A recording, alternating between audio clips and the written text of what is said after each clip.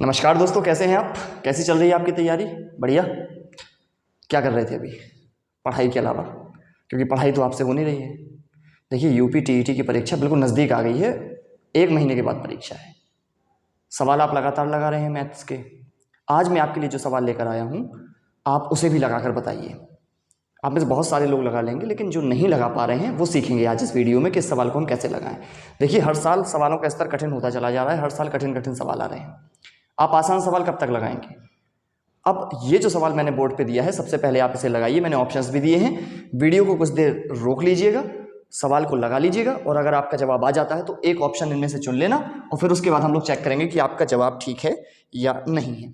तो रोकिए वीडियो को और सवाल लगाइए। अंडर रूट में ये मान दिया हुआ था, इसका मान निकालना था कि क्या मान होगा, और उसके लिए 4 ऑप्शन दिए हुए थे। पहला, दूसरा, तीसरा, चौथा, ये 4 ऑप्शन दिए थे। अब सबसे पहले ऐसे सवाल को कैसे किया जाता है, बहुत ध्यान से समझने की आवश्यकता है। देखिए, आपके लिए अगर मैं सवाल लिख के दे दूं कि अंडर रूट 16 का मान क्या होगा, आप बड़ी आसानी से जवाब दे देंगे 4 होगा। लेकिन यहां अंडर रूट में 16 तो लिखा नहीं है भैया, अंडर रूट 7 माइनस 2 रूट 10 लिखा है। तो यहां भी हमें क्या करना है, कुछ इसी तरीके का काम करना है कि जैसे अंडर रूट 16 लिखा हो अगर, और 16 को कोई 4 का स्क्वायर लिख दे, तो आप जानते हैं कि इसका मान कितना आ जाता है, 4 आ जाता है। ये तो आप खूब आराम से जानते हैं, और इसी प्रकार से हमें इस सवाल को भी लगाना है।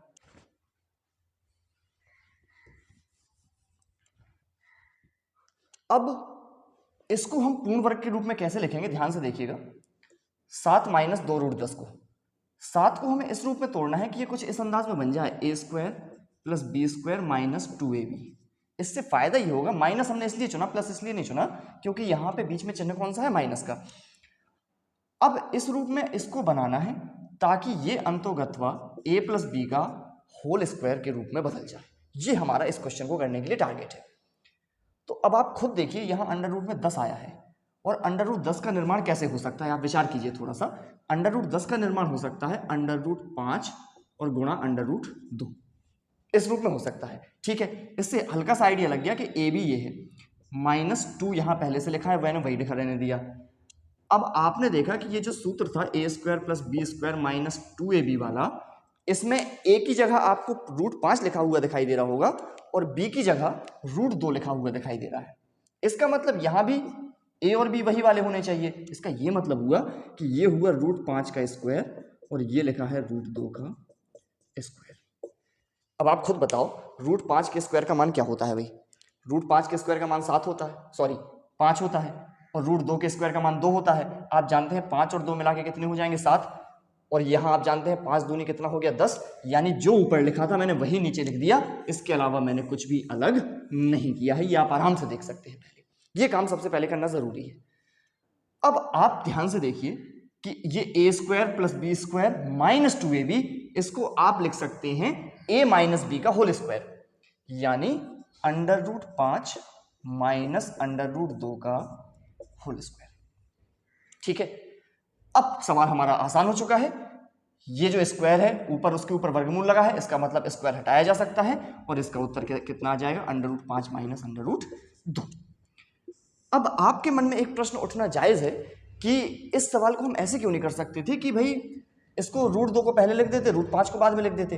तब ये सवाल क्या बन जाता, तब ये सवाल बन जाता अंडर रूट 2 का स्क्वायर प्लस अंडर रूट 5 का स्क्वायर और -2 अंडर रूट 5 अंडर रूट 2, तब ऐसा सवाल बन जाता। और इस सवाल को हम क्या कहते, हम कहते ये लिखा है under root 2 minus under root 5 का स्क्वायर, और तब भी स्क्वायर से स्क्वायर कट जाता, और अंत में आंसर क्या आ जाता, under root 2 minus under root 5। अब आप कहेंगे ये वाला ऑप्शन भी मेरा सही होना चाहिए, ये वाला ऑप्शन भी सही होना चाहिए। देखिए, ए वाले में ये लिखा है, बी वाले में ये लिखा है, दोनों अलग अलग है।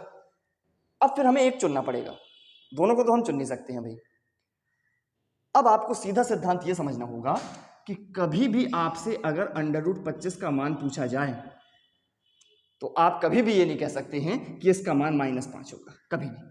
और ना ये कह सकते हैं कि प्लस -5 होगा। ध्यान रखना भैया, आप खूब कहते रहो।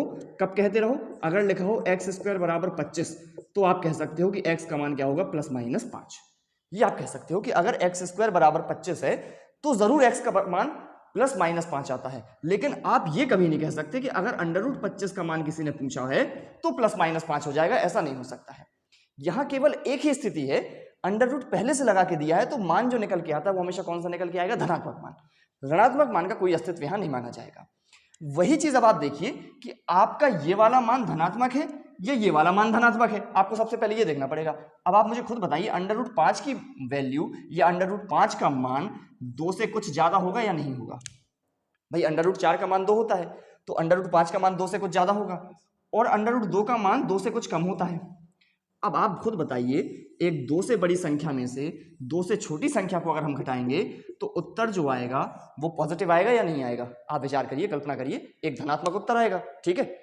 लेकिन अगर आपने 1.41 में से यहां पे √5 की वैल्यू घटा दी जो कि 2 से कुछ ज्यादा होगी, लगभग कुछ ज्यादा, तो इस छोटी संख्या में से बड़ी संख्या अगर आप घटाएंगे तो आपका मान कैसा आएगा? ऋणात्मक। और अंडर रूट के बाहर हल करते समय कभी भी ऋणात्मक मान नहीं आना चाहिए, इसलिए ये वाला उत्तर पूरी तरीके से गलत हो जाएगा। अब अगर आप यहां ये गलती कर बैठते कि ऑप्शन से अप्रोच लगाते क्वेश्चन तक पहुंचने की, तो कई बार गलती हो जाती है यहां पे। इसे मैं मिटा रहा हूं, आप देख चुके होंगे बहुत अच्छे से, और नहीं देखा है तो दोबारा देख लीजिएगा। देखिए, अगर आप ऑप्शन से लगाते, कहते कि हमसे रूट पूछा जाए, हम इसका गुणा इसी में करके देखेंगे, आंसर तो सेम आएगा। अब आप खुद देख लो, अगर आपने √2 माइनस √5 का स्क्वायर किया तब भी यही आएगा, ये वाला ऊपर। और अगर आपने √5 माइनस √2 का स्क्वायर भी किया तब भी यही आएगा। फिर आप कैसे चुनेंगे कौन सा वाला सही है? तो एक ही उपाय है चुनने का, जो मान धनात्मक होगा वही हमारा सही उत्तर होगा, जो मान ऋणात्मक होगा वो ऑप्शन बिल्कुल गलत होगा। तो आज आपने जो मूल कॉन्सेप्ट समझा है वो केवल ये समझा है कि अंडर रूट के बाहर जब भी कोई संख्या निकालनी हो तो वो हमेशा धनात्मक रूप में ही आएगी, ऋणात्मक वाला मान गलत होगा और हमेशा गलत होगा। इस बात को रट डालिए। प्रश्न ये उठ रहा हो कि ऐसे सवाल आएंगे, 2017 में प्राइमरी में यही सवाल आया है, मैंने संख्या तक नहीं बदली है। तो सवाल सरल भी आ रहे हैं, कठिन भी आ रहे हैं, आपको दोनों तरीके के सवाल लगाने होंगे। मुझे नहीं लगता एक बार में बहुत आसानी से समझ में नहीं आएगी ये बात, आप इसे एक बार और देख लीजिए, आपको समझ में आ जाएगी। शुरुआत से ही मैंने बताया कि सबसे पहले इसे सही रूप में तोड़ना है ताकि ये a² + b² या तो +2ab का फॉर्मूला बन जाए या -2ab का फॉर्मूला बन जाए, और जब फॉर्मूला बन जाए तो उसको होल स्क्वायर के रूप में लिख देना है।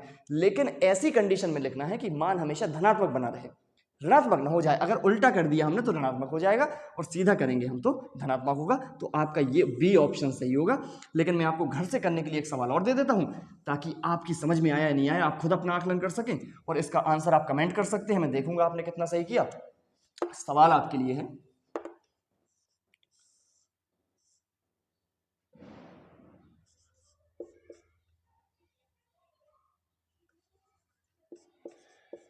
ये आपके लिए मैंने सवाल दे दिया, √9 माइनस 2 √8। मुझे विश्वास है आप इस सवाल को कर पाएंगे।